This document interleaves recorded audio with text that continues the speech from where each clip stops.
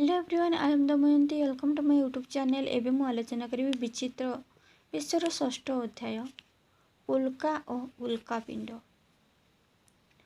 मेघ को अंधकार रात्रि रे आकाश को अनाइले बेले बेले हठात गोटे नक्षत्र खसिला भली देखा जाए। ताहा खसिबा संगे संगे आकाश रे एक उज्जवल पथर कण पाई चिह्नित होइथाए। एही भली नक्षत्र खसिबा साधारणतः मार्गशीर और पौष मासरे बेसी देखा जाए। आमे एही जेउ नक्षत्र खसिबा कहू ताहा प्रकृତରେ नक्षत्र खसिबा नुहे। एगुड़िक होउछन्ति उल्का। ग्रह और ग्रहाणु पुंज भली उल्का माने मध्य सूर्य चारिपाखरे घूरी बुलंती। महाशून्य भितरे असंख्य परिमाणरे उल्का पत्थर खंड बा लौह खंड भावरे सौर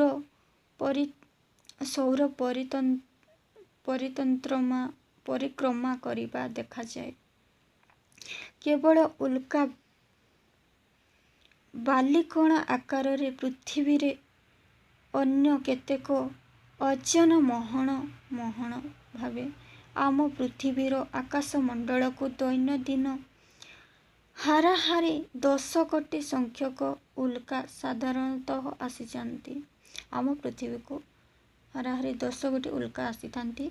एमाने महाकाश रे परिभ्रमण करू करू पृथ्वीर निकटवर्ती हेले पृथ्वीर हाराहारी आकृष्ट होई बा पृथ्वीर आकृष्ट होई आम वायुमंडल भितर को चली आसंती। सेमाने पृथ्वी आड़कू एते जोर रे टाणी होई आसंती जे वायुमंडल सहित संघर्ष सृष्टि करी उत्तप्त पदार्थ रे परिचित हुअंती। उल्कापिंड। जो उल्का पृथ्वी रे पड़े ताकू उल्कापिंड कुहा जाए। वैज्ञानिक माने परीक्षा करी देखिचंती जे उल्कापिंड लौह निकेल प्रभृति धातुरे गठित। प्रतिदिन प्राय 10 कोटी उल्का आम वायुमंडल भितर को चली आसंती। सेमाने पृथ्वी उपरे पड़िबा पूर्वरु सेमानंक मध्यरु अधिकांश बड़ पाउंसरे परिणत होई जांती। महाशून्य मध्यरे शह शह कोटी उल्का निज निज कक्षरे सूर्य को दक्षिण करिवार देखा जाए। विभिन्न जुगर विभिन्न समय रे एही उल्कापिंड पृथ्वीर माइत होई रखा जाई थाए। ख्रीष्टपूर्व 5म शताब्दी रे पड़िथिबा एक उल्कापिंडर वर्णना प्लिनी तांक पुस्तक रे लिखिचंती। उल्कार उत्पत्ति। विख्यात ज्योतिर्विद सियापेरेली हिसाब करी देखिले से अधिकांश उल्कार गतिपथ विभिन्न जुगरे देखा जाए। अधिकांश उल्कार गतिपथ विभिन्न जुगरे देखाजिबा धूमकेतुर गतिपथ सहित मिली जाउछि। से एही भली भावरे 2 गोटी उल्कार कक्षको 2 गोटी धूमकेतुर कक्ष बोली चिन्हाई देइथिले। सेही धूमकेतु माने पूर्वोक्त निज निज कक्षरे बुलु नथिबारु और सेमानंक स्थान रे असंख्य उल्का परिक्रमण करुथिबारु सेही निसंदेहरे प्रमाण कले जे आकाशरे जदि धूमकेतु को कौनसी कारणवशतः भांगी चूरमार हो जाए तेबे एहार क्षुद्र क्षुद्र अंश दलबद्ध होई सूर्य चारिपाखरे बुलंती। एगुड़िक कुहंती उल्का। बहुदिन तले देखा होइथिबा लियोन धूमकेतु कक्षरे वर्तमान उल्का माने घुरुचंती। पृथ्वी कक्ष सहित ଏହାର ଉଲ୍କା କ୍ଷୟ ନଭେମ୍ବର ମାସ 15 ତାରିଖ ଦିନ ମିଳିଥାଏ। ଫଳରେ ସେ ସମୟରେ ପୃଥିବୀର ଉଲ୍କାପାତ ଅଧିକ ଦେଖାଯାଏ। କେତେକଙ୍କ ମତରେ ଊନବିଂଶ ଶତାବ୍ଦୀର ମଧ୍ୟଭାଗରେ ବିଏଲା ନାମକ ଏକ ଧୂମକେତୁ ସୂର୍ଯ୍ୟର ଓ ଗ୍ରହମାନଙ୍କର ଟଣାଟଣି ଫଳରେ ଭାଙ୍ଗି ଚୁରମାର ହୋଇଯାଏ। ଆମ ଆକାଶମଣ୍ଡଳକୁ ଆସୁଥିବା ଅଧିକାଂଶ ଉଲ୍କାମାନଙ୍କର ସମଷ୍ଟି ହୋଇଛି। 1885 ମସିହା ନଭେମ୍ବର ମାସ 27 ତାରିଖରେ ପୃଥିବୀ ଉପରେ ଯେଉଁ ଉଲ୍କାର ଝଡ଼ ଦେଖାଯାଉଥିଲା, ତାହା ଏହି ବିଏଲ ଧୂମକେତୁର ଧ୍ୱଂସାବଶେଷ ବୋଲି ବୈଜ୍ଞାନିକମାନେ ଅନୁମାନ କରନ୍ତି। ସେହିଭଳି 1866 ମସିହାରେ ଦେଖାଦେଇଥିବା କେମ୍ପବେଲ ଧୂମକେତୁ ଓ ଲିଓନିଡ୍ ଧୂମକେତୁ, 1862 ମସିହାରେ ଦେଖାଦେଇଥିବା ଟୋଟଲ ଧୂମକେତୁ ଓ ପାର୍ସାଇଡ୍ ଧୂମକେତୁ ଏହିଭଳି ଭାବରେ ଧ୍ୱଂସ ପାଇ ସେମାନଙ୍କ ସ୍ଥାନ ଅସଂଖ୍ୟ ଉଲ୍କାରେ ସୃଷ୍ଟି ହୋଇଛି। ମାର୍ଗଶିର ଓ ପୌଷ ମାସରେ ବେଶୀ ଉଲ୍କା ପଡ଼ିବାର ଦେଖାଯାଏ, କାରଣ ଏହି ସମୟରେ ଉଲ୍କାମାନଙ୍କର ଗତିପଥ ନିକଟରେ ପୃଥିବୀ ପହଞ୍ଚିଥାଏ। ତାପରେ 7ମ ଅଧ୍ୟାୟ, ପୃଥିବୀ ସ୍ଥିର ନା ଗତିଶୀଳ। 1ରେ ପୃଥିବୀ ସ୍ଥିର ବୋଲି ବରାହମିହିରଙ୍କ ଯୁକ୍ତି ପ୍ରଥମେ ଦେଖିବା। ସେ କ'ଣ ଯୁକ୍ତି ଦେଇଥିଲେ? ଆର୍ଯ୍ୟଭଟ୍ଟ ପରେ ବରାହମିହିର ଆର୍ଯ୍ୟଭଟ୍ଟଙ୍କ ଏହି ମତବାଦକୁ ଖଣ୍ଡନ କରିବାକୁ ଯାଇ ଯୁକ୍ତି ଦେଇଥିଲେ ଯେ, ପୃଥିବୀ ଯଦି ଘୁରୁଥାନ୍ତା ତେବେ ପକ୍ଷୀମାନେ ନିଜ ବସାରୁ ବାହାରି ଆକାଶରେ ଉଡ଼ିବାକୁ ଯାଇ ଆଉ ବସାକୁ ଫେରନ୍ତେ ନାହିଁ, କାରଣ ସେହି ସମୟ ମଧ୍ୟରେ ପୃଥିବୀର ଘୂର୍ଣ୍ଣନ ହେତୁ ସେମାନଙ୍କ ବସା ସେମାନଙ୍କଠାରୁ ବହୁତ ଦୂରକୁ ଚାଲିଯାଆନ୍ତାଣି। ପୃଥିବୀ ଯଦି ପଶ୍ଚିମରୁ ପୂର୍ବ ଦିଗକୁ ଘୁରୁଛି ଓ ଏହି ଘୂରିବା ଗୋଟିଏ ଦିନ ଭିତରେ ସମାପ୍ତ ହେଉଛି, ତେବେ ପୃଥିବୀର ଘୂର୍ଣ୍ଣନ ଏତେ ଦୂରତ୍ୱ ହୁଅନ୍ତା ସେ ସବୁ ମନ୍ଦିର ଉପରେ ଉଡ଼ୁଥିବା ପତାକାଗୁଡ଼ିକର ସର୍ବଦା ପଶ୍ଚିମ ଦିଗକୁ ଉଡ଼ୁଥାନ୍ତା। ଆକାଶକୁ ଗୋଟିଏ ବାଣ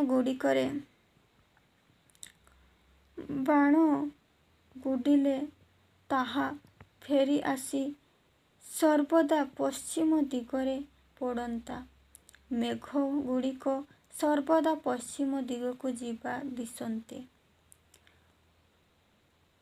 ବରାହମିହିରଙ୍କ ବ୍ୟତୀତ ଆଉ କେତେଜଣ ଜ୍ୟୋତିର୍ବିଦ୍ ଆହୁରି କେତେ ମତ ଦେଇଥିଲେ।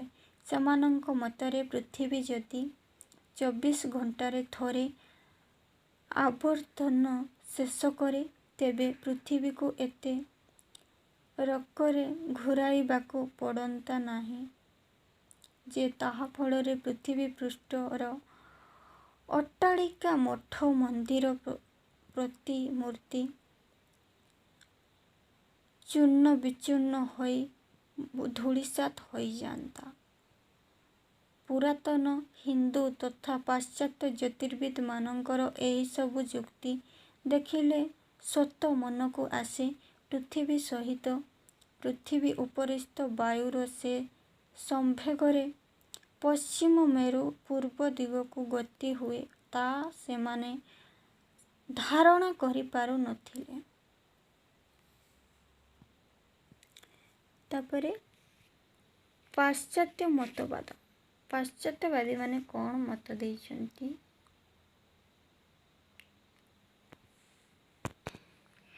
ବରାହମିହିର ପ୍ରଭୃତିଙ୍କ ବହୁ ପୂର୍ବରୁ ଖ୍ରୀଷ୍ଟୀୟ 2ୟ ଶତାବ୍ଦୀରେ ଏହି ମତବାଦକୁ ମଣିଷର ଦେଶର ବିଖ୍ୟାତ ଜ୍ୟୋତିର୍ବିଦ୍ ଟଲେମୀ ୟୁରୋପରେ ପ୍ରଚାର କରିଥିଲେ। ତେଣୁ ପାଶ୍ଚାତ୍ୟ ଦେଶରେ ଏହା ଟଲେମୀଙ୍କ ତଥ୍ୟ ବୋଲି ପରିଚିତ। କିନ୍ତୁ ଏହି ମତବାଦକୁ ଖଣ୍ଡନ କରି ଆମକୁ ପ୍ରାୟ 400 ବିଖ୍ୟାତ ଜ୍ୟୋତିର୍ବିଦ ଟଲେମୀ ୟୁରୋପରେ ପ୍ରଚାର କରିଥିଲେ, ତେଣୁ ପାଶ୍ଚାତ୍ୟ ଦେଶରେ ଏହା ଟଲେମୀଙ୍କ ତଥ୍ୟ ବୋଲି ପରିଚିତ। କିନ୍ତୁ ଏହି ମତବାଦକୁ ଖଣ୍ଡନ କରି ଆଜକୁ ପ୍ରାୟ 400 ବର୍ଷ ତଳେ ଅର୍ଥାତ୍ 1543 ମସିହାରେ ପୋଲାଣ୍ଡ ଦେଶର ଜ୍ୟୋତିର୍ବିଦ କପରେସନ୍ ଯେତେବେଳେ ପ୍ରମାଣ କଲେ ଯେ ପୃଥିବୀ ସୂର୍ଯ୍ୟର ଚାରିପାଖରେ ଘୁରୁଅଛି, ସେତେବେଳେ ଜ୍ୟୋତିର୍ବିଜ୍ଞାନ ରାଜ୍ୟରେ ଚାଞ୍ଚଲ୍ୟକର ପରିବର୍ତ୍ତନ ହେଲା। ତାଙ୍କ ମତବାଦକୁ ଆହୁରି ଦ୍ରୁତ ଭାବରେ ପ୍ରପୋଦନ କଲେ। ହଜାର ହଜାର ବର୍ଷ ଧରି ଭାରତୀୟ ଜ୍ୟୋତିର୍ବିଦମାନଙ୍କ ମଧ୍ୟରେ ପୃଥିବୀର ଗତି ସପକ୍ଷରେ ଓ ବିପକ୍ଷରେ ଯେଉଁ ସବୁ ଆଲୋଚନା ହୋଇଛି, ସେଗୁଡ଼ିକ ଜ୍ୟୋତିର୍ବିଦମାନେ ସ୍ଥାନ ନ ପାଇ କ୍ଷୋଭର ବିଷୟ। ତାପରେ ପୃଥିବୀର ଦୈନିକ ତଥା ବାର୍ଷିକ ଗତି। ଆଧୁନିକ ବୈଜ୍ଞାନିକମାନେ ନିଃସନ୍ଦେହରେ ପ୍ରତିପାଦନ କରି ପାରିଛନ୍ତି ଯେ ସୂର୍ଯ୍ୟ ଓ ନକ୍ଷତ୍ରମାନେ ସ୍ଥିର ଏବଂ ପୃଥିବୀ ସୂର୍ଯ୍ୟର ଚାରିପାଖରେ ଘୁରୁଛି। ସେମାନଙ୍କ ମତରେ ପୃଥିବୀର ଦୁଇଟି ଗତି ରହିଛି, ଯଥା 1ରେ ଆବର୍ତ୍ତନ ବା ଦୈନିକ ଗତି, 2ରେ ପରିତନ୍ତ୍ରଣ ବା ବାର୍ଷିକ ଗତି। ଏହି ଗତି ଦୁଇଟିର ପ୍ରଭାବରୁ ପୃଥିବୀ ନିଜ ଅକ୍ଷ ଚାରିପାଖରେ ଘୁରୁ ଘୁରୁ ସୂର୍ଯ୍ୟ ଚାରିପାଖରେ ବର୍ଷକେ ଥରେ ଘୂରିଆସେ। ଏହି ଦୁଇ ଗତିର ପ୍ରଭାବ ହେତୁ ସୂର୍ଯ୍ୟ, ନକ୍ଷତ୍ର ବା ତାରାମାନେ ଆକାଶରେ ଗତି କଲାଭଳି ଦିଶନ୍ତି। ଦିନ ରାତି ହୁଏ। ପୁଣି ପୃଥିବୀର ଏହି ଅକ୍ଷଟି ସମତଳ ସହିତ ବଙ୍କେଇ ହୋଇ ରହିଥିବାରୁ ବର୍ଷର ବିଭିନ୍ନ ସମୟରେ ବିଭିନ୍ନ ଋତୁ ହୁଏ, ଦିନ ଗତି ସାନ ବଡ଼ ହୁଏ ଇତ୍ୟାଦି। ତାପରେ ପୃଥିବୀର ବାର୍ଷିକ ଗତି। ପୃଥିବୀର ଏହି ଦୈନିକ ଗତି ବ୍ୟତୀତ ଆଉ ଗୋଟିଏ ଗତି ଅଛି। ପୃଥିବୀର ନିଜ ମେରୁଦଣ୍ଡ ଚାରିପାଖରେ ଘୂରିବା ସଙ୍ଗେ ସଙ୍ଗେ ସୂର୍ଯ୍ୟ ଚାରିପାଖରେ ବର୍ଷକରେ ଥରେ ଘୂରିଆସେ। ସେହିପରି ପୃଥିବୀ 365 ଦିନ 5 ଘଣ୍ଟା 47 ମିନିଟ୍ 48 ସେକେଣ୍ଡ ନିଏ। ପୃଥିବୀର ଏହି ଗତିକୁ ବାର୍ଷିକ ଗତି କୁହାଯାଏ। ଏଇଟା ସର୍ଟ କ୍ୱେଶ୍ଚନରେ ପଡ଼ିବାର ସମ୍ଭାବନା। ପୃଥିବୀ କେତେ ଘଣ୍ଟା ନିଏ ବୁଲିବା ପାଇଁ? ନା 365 ଦିନ 5 ଘଣ୍ଟା 47 ମିନିଟ୍ 48 ସେକେଣ୍ଡ ନିଏ ତା ନିଜ ଚାରିପଟକୁ ଘୂରିବା ପାଇଁ। ତାପରେ ଅଧିବର୍ଷ। ଅଧିବର୍ଷ କ'ଣ? ନା ଆମ୍ଭେମାନେ ବର୍ଷକ 365 ଦିନ ବୋଲି ଧରୁ, କିନ୍ତୁ ପ୍ରକୃତରେ ବର୍ଷକ ହେଉଛି 365 ଦିନ ଓ ପ୍ରାୟ 6 ଘଣ୍ଟା। ତେଣୁ ପ୍ରତିବର୍ଷ ଏହି ଯେଉଁ 6 ଘଣ୍ଟା ବଳିପଡ଼େ, ତାହା 4 ବର୍ଷରେ ବଢ଼ି ବଢ଼ି ଗୋଟିଏ ଦିନରେ ପରିଣତ ହୁଏ। ଏହି ହେତୁରୁ ପ୍ରତିଦିନ 4 ବର୍ଷରେ ଗୋଟିଏ ବର୍ଷକୁ 365 ଦିନ ପରିବର୍ତ୍ତେ ଏହି ବଳକା 3 ଦିନକୁ ମିଶାଇ 366 ଦିନ ଧରାଯାଏ। ଏହି ଅଧିକା ଦିନକୁ ବର୍ଷ ମଧ୍ୟରେ ସବୁଠାରୁ ସାନ ଫେବୃଆରୀ ମାସ ସହିତ ମିଶାଯାଏ। ଫଳରେ ପ୍ରତି 4 ବର୍ଷରେ ଥରେ ଫେବୃଆରୀ ମାସ 28 ଦିନ ପରିବର୍ତ୍ତେ 29 ଦିନ ହୋଇଥାଏ। ଏହି ବର୍ଷକୁ ଅଧିବର୍ଷ କୁହାଯାଏ। ତାପରେ ପୃଥିବୀର ଆକାର। ଆମେ ସମସ୍ତେ ଜାଣୁ ପୃଥିବୀ ଗୋଲାକାର ଓ ଏହାର ଆକାର କମଳା ଲେମ୍ବୁ ପରି ଗୋଲ। ଆଧୁନିକ ବୈଜ୍ଞାନିକ ନାନା ପରୀକ୍ଷା ସାହାଯ୍ୟରେ ପୃଥିବୀର ଏହି ଆକାର ସମ୍ବନ୍ଧରେ ନିର୍ଦ୍ଧାର୍ଯ୍ୟ ପ୍ରମାଣ କରିଛନ୍ତି। ଅତି ଆଶ୍ଚର୍ଯ୍ୟର ବିଷୟ, ଆକାଶକୁ ହଜାର ହଜାର ବର୍ଷ ତଳେ ହିନ୍ଦୁ ଜ୍ୟୋତିର୍ବିଦମାନେ ପୃଥିବୀ ଗୋଲାକାର ଓ ଘନ ବୃତ୍ତାକାର ବୋଲି ପ୍ରମାଣ କରିଛନ୍ତି, ଯାହା ଆମ ସାଧାରଣ ଲୋକେ ଜାଣନ୍ତି ନାହିଁ। ଆମର ବିଶିଷ୍ଟ ଜ୍ୟୋତିର୍ବିଦ୍ ସୂର୍ଯ୍ୟ ସିଦ୍ଧାନ୍ତରେ ଏକ ଶକରେ ଏହାର ଲିପିବଦ୍ଧ ହୋଇଛି, ଯାହାର ଅର୍ଥ ହେଉଛି ଗୋଲାକାର ପୃଥିବୀର ଗୋଟିଏ ପାର୍ଶ୍ୱରେ ଥିବା ଲୋକେ ଅନ୍ୟ ପାର୍ଶ୍ୱସ୍ଥ ବ୍ୟକ୍ତିଙ୍କୁ ନିମ୍ନରେ ଥିବା ମନେ କରନ୍ତି, କିନ୍ତୁ ପ୍ରକୃତରେ କେହି ନିମ୍ନରେ ଥିବା ଜଣାପଡ଼ୁନାହାନ୍ତି। ମନୁଷ୍ୟ ଦୃଷ୍ଟିରେ ଅଳ୍ପ ସ୍ଥାନ ପଡ଼ିଥିବା ହେତୁ ପୃଥିବୀ ସମତଳ ବୋଲି ବୋଧହୁଏ ଓ ସମସ୍ତ ଉପରେ ଥିଲା ଭଳି ଅନୁମାନ କରନ୍ତି। ବଡ଼ ବିଚିତ୍ର ପୃଥିବୀ ସମ୍ବନ୍ଧୀୟ ହଜାର ହଜାର ବର୍ଷ ତଳ ଏହି ମତ ଆଧୁନିକ ବୈଜ୍ଞାନିକ ମତ ସହ ପୂରାପୂରି ମିଳିଯାଇଛି। ଏଥିରୁ ସ୍ପଷ୍ଟ ଅନୁମିତ ହୁଏ, ପୁରାକାଳରେ ଆମ ଦେଶରେ ବିଜ୍ଞାନ କେତେ ଉନ୍ନତ ଥିଲା, କିନ୍ତୁ ପରେ ପରେ ବିଜ୍ଞାନ ପ୍ରତି ଆମର ହତାଦର ଆମକୁ ଆଣି ଏଭଳି ଅନୁନ୍ନତ ଅବସ୍ଥାରେ ପକାଇ ଦେଇଛି। ତାପରେ ଅଷ୍ଟମ ଅଧ୍ୟାୟ, ଦିନ ଓ ରାତି କିପରି ହୁଏ। ପୃଥିବୀ ନିଜ ମେରୁଦଣ୍ଡ ଚାରିପାଖରେ 24 ଘଣ୍ଟାରେ ଥରେ ଘୂରି ଆସିବା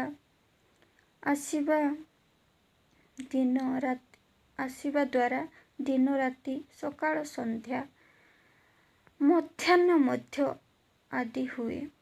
ପୃଥିବୀର ଆକାର ଗୋଟିଏ କମଳା ଲେମ୍ବୁ ଭଳି ଗୋଲ। ପୃଥିବୀର ଯେଉଁ ଅଧେ ଅଂଶ ସୂର୍ଯ୍ୟ ଆଡ଼କୁ ଥାଏ, ସେହି ଅଂଶ ଆଲୋକିତ ହୁଏ, ଫଳରେ ସେହି ଅଂଶରେ ଦିନ ହୁଏ। ଯେଉଁ ଅଧେ ଅଂଶ ସୂର୍ଯ୍ୟଠାରୁ ଦୂରକୁ ଥାଏ, ସେହି ଅଂଶ ଆଲୋକ ପାଇପାରେ ନାହିଁ, ଫଳରେ ସେଠାରେ ଗତି ହୁଏ ବା ରାତି ହୁଏ। ସବୁବେଳେ ପୃଥିବୀର ଅଧେ ଅଂଶର ରାତି ଓ ଆଉ ଅଧେ ଅଂଶ ଦିନ ହୋଇଥାଏ ଏବଂ ପୃଥିବୀର ଘୂର୍ଣ୍ଣନ ହେତୁ ଏହାର ପ୍ରତ୍ୟେକ ସ୍ଥାନ କିଛି ସମୟ ପାଇଁ ଆଲୋକ ଓ କିଛି ସମୟ ପାଇଁ ଅନ୍ଧକାର ମଧ୍ୟ ରହିଥାଏ। ବିଖ୍ୟାତ ଜ୍ୟୋତିର୍ବିଦ୍ ଆର୍ଯ୍ୟଭଟ୍ଟ ତାଙ୍କ ଗଳପାଦ ଗ୍ରନ୍ଥରେ ପ୍ରମାଣ କରିଛନ୍ତି ଯେ, ସୂର୍ଯ୍ୟ କିରଣ ପାଇ ପୃଥିବୀର ଗୋଟିଏ ଅଂଶ ଆଲୋକିତ ହୋଇଥିବା ସ୍ଥଳେ ଅନ୍ୟ ଅଂଶଟି ଆଲୋକ ପଡ଼ି ନ ପାରିବାରୁ ତହିଁରେ ରାତି ହୋଇଥାଏ ଓ ଦିନ ହୋଇଥାଏ। ଋତୁ ପରିବର୍ତ୍ତନ। ଋତୁ ପରିବର୍ତ୍ତନ କିପରି ହୁଏ? ପୃଥିବୀ ପୃଷ୍ଠରେ ଶୀତ ପରେ ବସନ୍ତ, ବସନ୍ତ ପରେ ଗ୍ରୀଷ୍ମ, ପରେ ଶରତ, ପରେ ପୁଣି ଶୀତ, ଏହିପରି ଋତୁ ପରିବର୍ତ୍ତନ ଅନବରତ ଲାଗି ରହିଛି। ତାହା ପୃଥିବୀର ବାର୍ଷିକ ଗତି ଯୋଗୁଁ ହୁଏ ବୋଲି ଆଗରୁ ସୂଚନା ଦିଆଯାଇଛି। ପୃଥିବୀ ତା'ର କକ୍ଷରେ ସୂର୍ଯ୍ୟ ଚାରିପାଖରେ ପରିଭ୍ରମଣ କରୁ କରୁ ମାର୍ଚ୍ଚ ମାସ 21 ତାରିଖ ଦିନ ସୂର୍ଯ୍ୟ ଠିକ୍ ବିଷୁବରେଖା ଉପରେ ଅବସ୍ଥାନ କରନ୍ତି। ଏହି ସମୟରେ ଦିନ ରାତି ସମାନ ହୁଏ ଓ ବିଷୁବମଣ୍ଡଳ ବ୍ୟତୀତ ଅନ୍ୟ ବେଶୀ ଗରମ ବା ବେଶୀ ଶୀତ ହୁଏ ନାହିଁ। ଏହି ଦିନ ପରଠାରୁ ପୃଥିବୀ ନିଜ କକ୍ଷରେ ଅଗ୍ରସର ହେବା ସମୟରେ ଉତ୍ତର ମେରୁ ସାଧାରଣ ସୂର୍ଯ୍ୟ ଆଡ଼କୁ ତିଳ କରି ବିଷୁବରେଖା ଉତ୍ତର ଆଡ଼କୁ ଗତି କଲା ଭଳି ଦିଶନ୍ତି। ଉତ୍ତର ଗୋଲାର୍ଦ୍ଧ ସୂର୍ଯ୍ୟଠାରୁ ଅଧିକ ତାପ ପାଏ ଓ ଦକ୍ଷିଣ ଗୋଲାର୍ଦ୍ଧ କମ୍ ତାପ ପାଏ। ଜୁନ୍ ମାସ 21 ତାରିଖ ଦିନ ସୂର୍ଯ୍ୟ କର୍କଟ ସଂକ୍ରାନ୍ତି ଉପରେ ଅବସ୍ଥାନ କରନ୍ତି।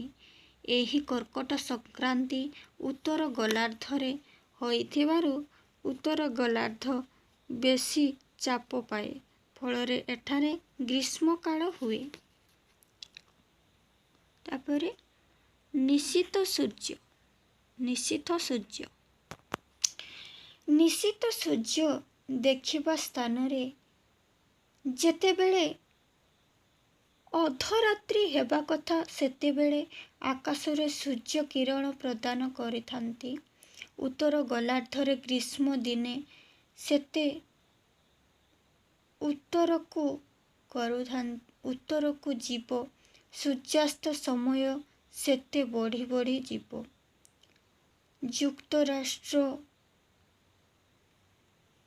ଯୁକ୍ତରାଷ୍ଟ୍ରର ଉତ୍ତରାଞ୍ଚଳରେ ସୂର୍ଯ୍ୟ ଗତି 10ଟାରେ ଅସ୍ତ ହୁଅନ୍ତି। ଆହୁରି ଉତ୍ତର କାନାଡା ଅଞ୍ଚଳକୁ ଗଲେ ସୂର୍ଯ୍ୟ ରାତି 12ଟା ପରେ ଅସ୍ତ ହୁଅନ୍ତି।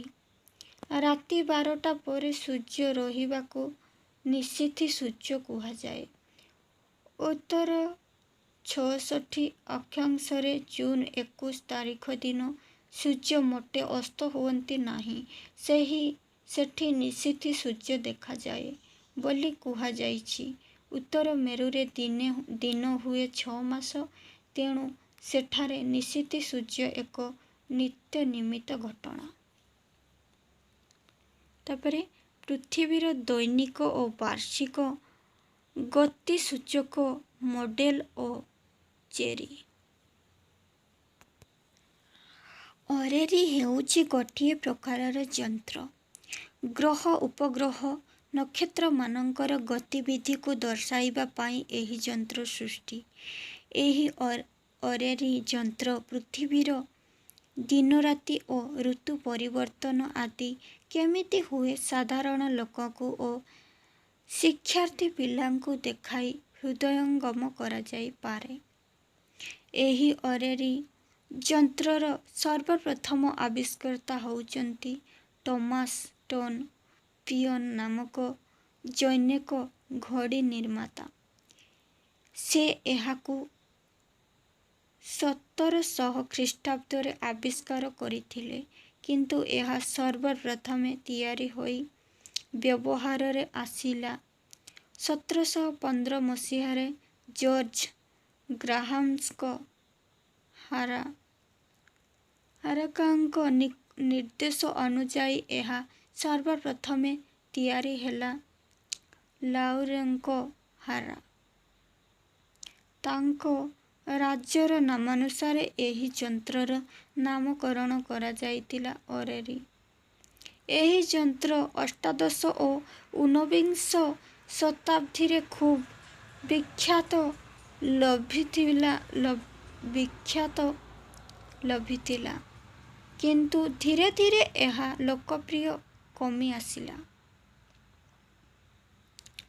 ତାପରେ ଅଚେରୀ ଯନ୍ତ୍ରର କାର୍ଯ୍ୟକାରିତା। ଏହି ଯନ୍ତ୍ର ମଧ୍ୟଭାଗରେ ଏକ ଉଜ୍ଜ୍ୱଳ ଘନବୃତ୍ତାକାର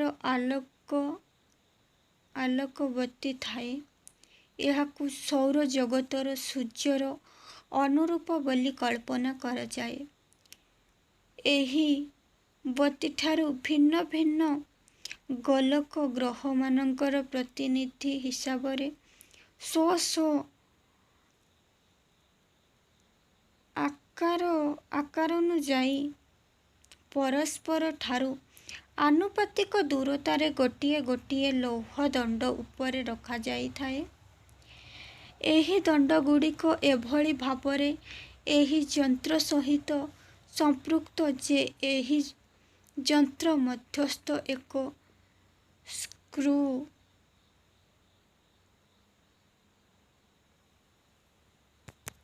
ବୁଲାଇଲା କ୍ଷଣି ଗ୍ରହଗୁଡ଼ିକ ସ୍ୱ ସ୍ୱ ଅକ୍ଷ ଚାରିପାଖରେ ଘୂରିବା ସଙ୍ଗେ ସଙ୍ଗେ ସୂର୍ଯ୍ୟ ଚାରିପାଖରେ ଘୂରିଥାନ୍ତି। ଗ୍ରହଗୁଡ଼ିକ ଯେଉଁ ରୀତିରେ ସୌରଜଗତରେ ସୂର୍ଯ୍ୟ ଚାରିପାଖରେ ଘୂରନ୍ତି, ଏଠାରେ ସେମାନଙ୍କ ଘୂର୍ଣ୍ଣନ ଠିକ୍ ସେହିପରି। ଏହି ଛୋଟ ଘନ ବୃତ୍ତାକାର ପଦାର୍ଥ ହେଉଛି ପୃଥିବୀର ଉପଗ୍ରହ ଚନ୍ଦ୍ର। ଏହି 3 ଗ୍ଲୋବ୍ ଯୁକ୍ତ ଅରେବିକୁ ଘୂରାଇଲେ ସୂର୍ଯ୍ୟ ଚାରିପାଖରେ ପୃଥିବୀ ଘୂରିବା ସଙ୍ଗେ ସଙ୍ଗେ ନିଜ ଅକ୍ଷ ଚାରିପାଖରେ ଘୂରାଇବା ଭଳି ଦିନରାତି ସମ୍ଭବ ହେଉଛି ତାହା ସୂଚାଇ ହୁଏ। ଚନ୍ଦ୍ର କିପରି ପୃଥିବୀ ଚାରିପାଖରେ ଘୂରେ ଓ ପୃଥିବୀ ସହ ସୂର୍ଯ୍ୟ ଚାରିପାଖରେ ଘୂରି ଆସେ ତାହା ଏହି 3 ଗ୍ଲୋବ୍ ଯୁକ୍ତ ଅରେରୀ ସାହାଯ୍ୟରେ ଖୁବ୍ ପରିଷ୍କାର ଭାବେ ସୂଚାଇ ହୁଏ। 9ମ ଅଧ୍ୟାୟ ଆମ ନିକଟତମ ପ୍ରାକୃତିକ ଉପଗ୍ରହ ଚନ୍ଦ୍ର। ଚନ୍ଦ୍ରର ଆକାର ଓ ଓଜନ।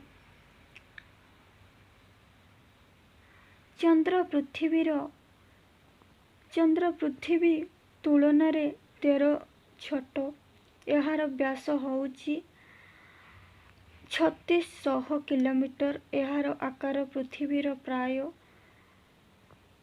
50 ଭାଗରୁ ଭାଗେ। ଏହାର ଓଜନ ପୃଥିବୀଠାରୁ 13 କମ୍, ପ୍ରାୟ 81 ଭାଗରୁ ଭାଗେ।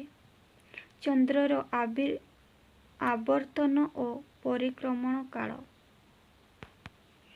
ପୃଥିବୀ ଭଳି ଚନ୍ଦ୍ର ମଧ୍ୟ ନିଜ ଅକ୍ଷ ଚାରିପାଖରେ ଘୂରେ ଓ ଏଥିପାଇଁ ପ୍ରାୟ 28 ଦିନ ନିଏ। ଏହି ସମୟ ମଧ୍ୟରେ ଚନ୍ଦ୍ର ନିଜ କକ୍ଷ ଉପରେ ପୃଥିବୀ ଚାରିପାଖରେ ବୁଲି ଆସିବାର କଥା, କିନ୍ତୁ ଏହା ପ୍ରକୃତରେ ସେତିକି ଦିନ ମଧ୍ୟରେ ଘୂରି ଆସିପାରେ ନାହିଁ, କାରଣ ଏହି ସମୟ ମଧ୍ୟରେ ପୃଥିବୀ ନିଜ କକ୍ଷରେ କିଛି ଦୂର ଗତି କରିପାରୁଥିବାରୁ ଚନ୍ଦ୍ରକୁ କିଛି ଅଧିକା ପଥ ଘୂରିବାକୁ ପଡ଼େ। ଚନ୍ଦ୍ରର କଳଙ୍କ। ଖାଲି ଆଖିରେ ଚନ୍ଦ୍ରକୁ ଚାହିଁଲେ ଏଥିରେ କଳା କଳା ଦାଗ ଥିବାର ଦେଖାଯାଏ। ଏହାକୁ ଚନ୍ଦ୍ରର କଳଙ୍କ କହନ୍ତି। ବୈଜ୍ଞାନିକମାନେ ପରୀକ୍ଷା କରି ଦେଖିଛନ୍ତି ଯେ ଗ୍ରୟା ପରି ଅସ୍ପଷ୍ଟ ଏହି କଳା କଳା ଦାଗଗୁଡ଼ିକ ପ୍ରକୃତରେ ପରବର୍ତ୍ତୀ ଓ କଳୁଷ ଶୂନ୍ୟ ଗଭୀର ଗହ୍ୱର ବ୍ୟତୀତ ଅନ୍ୟ କିଛି ନୁହେଁ।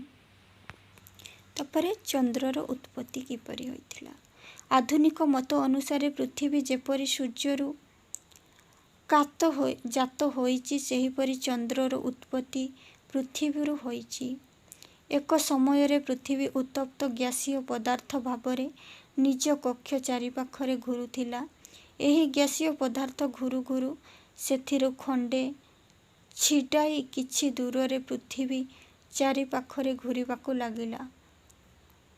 ପୃଥିବୀରେ ଯେଉଁ ସବୁ ଉପାଦାନ ଦେଖାଯାଏ, ଚନ୍ଦ୍ରରେ ମଧ୍ୟ ସେହି ସବୁ ଉପାଦାନ ଥିବାର ଅନୁମାନ କରାଯାଏ।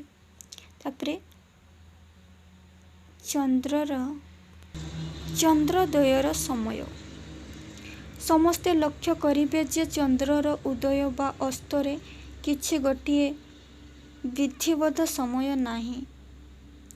ତିଥି ଅନୁସାରେ ଚନ୍ଦ୍ର ବିଭିନ୍ନ ସମୟରେ ଉଦିତ ବା ଅସ୍ତ ହୁଅନ୍ତି। ସମସ୍ତେ ଲକ୍ଷ୍ୟ କରିଥିବେ ଯେ ଚନ୍ଦ୍ର ପୂର୍ଣ୍ଣିମା ଦିନ ସନ୍ଧ୍ୟା ସମୟରେ ଉଦିତ ହୁଏ, କିନ୍ତୁ ତହିଁ ପରଦିନ ଏହା 8 ମିନିଟ୍ ବିଳମ୍ବ କରି ଉଦିତ ହୁଏ।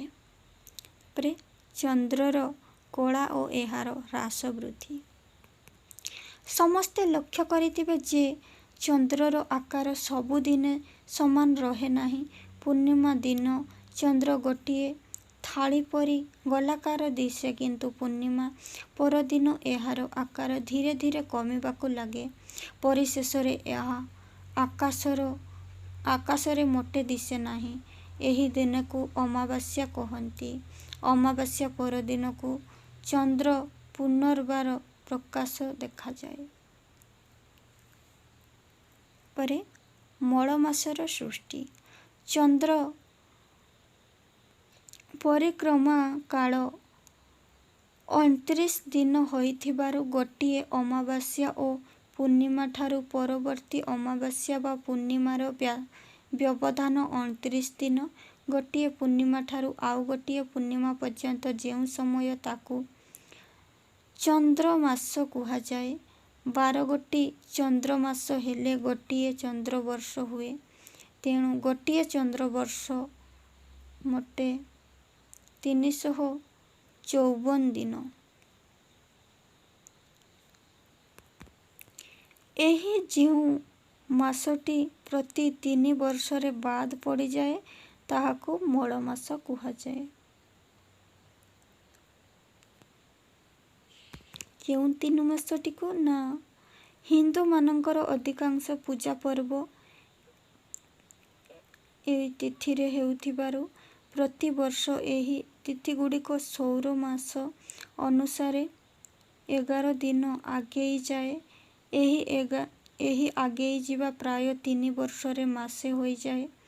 ତେଣୁ ସୌରବର୍ଷ ଓ ଚନ୍ଦ୍ରବର୍ଷ ମଧ୍ୟରେ ସାମଞ୍ଜସ୍ୟ ରଖିବା ପାଇଁ ପ୍ରତି 3 ବର୍ଷରେ ଗୋଟିଏ ମାସକୁ ବାଦ ଦେବାକୁ ପଡ଼େ। ଏହି ଯେଉଁ ମାସଟି ପ୍ରତି 3 ବର୍ଷରେ ବାଦ ପଡ଼ିଯାଏ ତାହାକୁ ମଳ ମାସ କୁହାଯାଏ। ତାପରେ ମଳ ମାସ ନଥିଲେ କ'ଣ ହୁଅନ୍ତା? ମୁସଲମାନ ମାନେ ଏଭଳି ବାଦ ନ ଦେଇ ପୁରାପୁରି ଚନ୍ଦ୍ର ମାସ ଅନୁସାରେ ଚଳୁଥିବାରୁ ସେମାନଙ୍କ ମହରମ ଇତ୍ୟାଦି ପର୍ବ ବର୍ଷରେ ଭିନ୍ନ ଭିନ୍ନ ଋତୁରେ ପହଞ୍ଚିବା ଦେଖାଯାଏ। ଆମେ ଯଦି ମଳ ମାସ ପାଳିବାର ବିଧି ଆମ ପାଞ୍ଜିମାନଙ୍କରେ ରଖିନଥାନ୍ତୁ ତେବେ ଆମର ମୁସଲମାନମାନଙ୍କ ଭଳି ପର୍ବପର୍ବାଣି ଗୋଟିଏ ନିର୍ଦ୍ଦିଷ୍ଟ ମାସରେ ନ ପଡ଼ି ବର୍ଷରେ ବିଭିନ୍ନ ମାସରେ ପଡ଼ିଥାନ୍ତା। ଦୁର୍ଗା ପୂଜା ଓ କାଳୀ ପୂଜା ବେଳେ ଖରାଦିନେ ବର୍ଷା ଋତୁ କିମ୍ବା ପୌଷ ମାଘ ମାସରେ ପଡ଼ିଥାନ୍ତା। ତାପରେ 10ମ ଅଧ୍ୟାୟ ଗ୍ରହଣ ଅଶୁଭର ସଂକେତ ନୁହେଁ, ଏହା ଏକ ପ୍ରାକୃତିକ ଦୃଶ୍ୟ। 1ରେ ଛାୟା। ଆଲୋକ ରଶ୍ମିର ଗତିପଥରେ ଯଦି କୌଣସି ଅସ୍ୱଚ୍ଛ ପଦାର୍ଥ ରଖାଯାଏ ତେବେ ଆଲୋକ ରାଶି ଏହି ଅସ୍ୱଚ୍ଛ ପଦାର୍ଥ ମଧ୍ୟରେ ଗତି କରିପାରେ ନାହିଁ। ତେଣୁ ଅସ୍ୱଚ୍ଛ ପଦାର୍ଥର ପଛପଟରେ ଆଲୋକ ପଡ଼େ ନାହିଁ, ତାହା ଅନ୍ଧକାରମୟ ହୁଏ। ଏହି ଅନ୍ଧକାରମୟ ସ୍ଥାନଟିକୁ ଅସ୍ୱଚ୍ଛ ପଦାର୍ଥର ଛାୟା ବା ଛୟା କହନ୍ତି। ଏହି ଛାୟା ପୁଣି 2 ପ୍ରକାରର। ଗୋଟିଏ ହେଉଛି ଘନ ଅନ୍ଧକାର ଛାୟା, ତାକୁ କହନ୍ତି ପ୍ରଚ୍ଛାୟା ଓ ଅନ୍ୟଟି ଅଳ୍ପ ଅନ୍ଧକାର ଛାୟା, ତାହାକୁ କହନ୍ତି ଉପଛାୟା। ସୂର୍ଯ୍ୟପରାଗ ଓ ଚନ୍ଦ୍ରଗ୍ରହଣ ପରି ହୁଏ ଆଲୋକା କରାଯାଏ। ସୂର୍ଯ୍ୟପରାଗ। ଚନ୍ଦ୍ର ପୃଥିବୀର ଉପଗ୍ରହ। ଏହା ନିଜ କକ୍ଷରେ ପୃଥିବୀ ଚାରିପାଖରେ ଘୁରୁଅଛି। ପୃଥିବୀ ଚାରିପାଖରେ ଘୁରୁ ଘୁରୁ ଚନ୍ଦ୍ର ଯେତେବେଳେ ପୃଥିବୀ ଓ ସୂର୍ଯ୍ୟର ଠିକ୍ ମଝିରେ ଏକ ସରଳ ରେଖାରେ ରହେ ସେତେବେଳେ ପୃଥିବୀ ଉପରେ ଚନ୍ଦ୍ର ଛାୟା ପଡ଼େ। ଚନ୍ଦ୍ର ପୃଥିବୀରୁ 13 ଛୋଟ ଓ ବହୁ ଦୂରରେ ଥିବାରୁ ଏହି ଛାୟା ସାରା ପୃଥିବୀକୁ ଘୋଡ଼ାଇ ପାରେ ନାହିଁ। ଏହି ଛାୟା ପୃଥିବୀର କେତେକାଂଶ ଉପରେ ପଡ଼େ। ସେହିଭଳି ପୂର୍ଣ୍ଣିମା ଛଡ଼ା ଅନ୍ୟ କେଉଁ ତିଥିରେ ଚନ୍ଦ୍ରଗ୍ରହଣ ହୁଏ ନାହିଁ, କାରଣ ଏହି ତିଥିରେ ଚନ୍ଦ୍ର ଓ ସୂର୍ଯ୍ୟ ମଧ୍ୟରେ ପୃଥିବୀ ଅବସ୍ଥାନ କରେ ଓ ଚନ୍ଦ୍ର ଉପରେ ପୃଥିବୀର ଛାୟା ପଡ଼ିବା ସମୟରେ ସମ୍ଭବପର ହୁଏ। କିନ୍ତୁ ସବୁ ପୂର୍ଣ୍ଣିମା ତିଥିରେ ଚନ୍ଦ୍ରଗ୍ରହଣ ହୁଏ ନାହିଁ, କାରଣ ପ୍ରତି ପୂର୍ଣ୍ଣିମା ତିଥିରେ ଚନ୍ଦ୍ର ଓ ସୂର୍ଯ୍ୟ ମଧ୍ୟରେ ପୃଥିବୀ ଅବସ୍ଥାନ କରୁଥିଲେ ମଧ୍ୟ ପୃଥିବୀର ଛାୟା ଚନ୍ଦ୍ର ଉପରେ ପଡ଼େ ନାହିଁ। ତାପରେ ରାହୁଗ୍ରାସ ଓ କେତୁଗ୍ରାସ ଗ୍ରହଣ। ପୂର୍ବରୁ ଆଲୋଚିତ ହୋଇଛି ସେ ରାହୁ ଓ କେତୁ ଦ୍ୱୟ କୌଣସି ଗ୍ରହ ନୁହନ୍ତି। ସେମାନେ ଆକାଶରେ 2ଟି କାଳ୍ପନିକ ବିନ୍ଦୁ ମାତ୍ର। ସେହି ବିନ୍ଦୁ ପାଖରେ ଚନ୍ଦ୍ର ରହିଲେ ଯେଉଁ ଗ୍ରହ ହୁଏ ତାହାକୁ ରାହୁ ଗ୍ରହ ବା କେତୁ ଗ୍ରହ ଗ୍ରହଣ କରାଯାଏ।